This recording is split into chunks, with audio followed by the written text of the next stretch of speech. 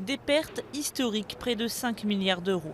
Les résultats pour l'année 2012 du groupe PSA Peugeot Citroën ont confirmé les difficultés de l'entreprise. Des chiffres alarmants qui, selon la direction, sont dus à une dépréciation massive d'actifs.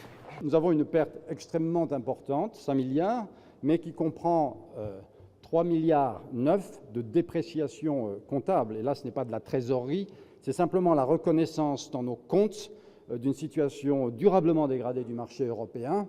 Et ceci nous a conduit à faire un ajustement de la valeur du groupe. Sans surprise, c'est la branche automobile qui plonge, et tout particulièrement le marché européen, avec des ventes qui ont reculé de près de 15%. Le groupe français paye sa forte dépendance sur le marché du vieux continent, qui représente 60% de ses ventes. Malgré ces chiffres moroses, Philippe Varin reste optimiste quant aux perspectives de 2013. Ce qui est important, c'est que dans cette année extrêmement difficile, nous avons construit les fondations sur lesquelles va s'appuyer notre rebond industriel et commercial. Nous avons eu des lancements réussis, la 208 de Peugeot est un succès. Puis sur les hybrides, nous sommes aussi, avec une technologie lancée il y a un an, en deuxième place au niveau européen.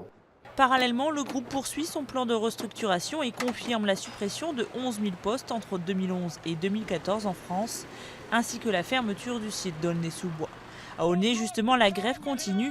Des échauffourées auraient éclaté ce mercredi entre certains grévistes et certains cadres. À la suite de l'annonce des résultats financiers, la CGT dénonce un jeu d'écriture comptable destiné à noircir le tableau pour justifier l'injustifiable.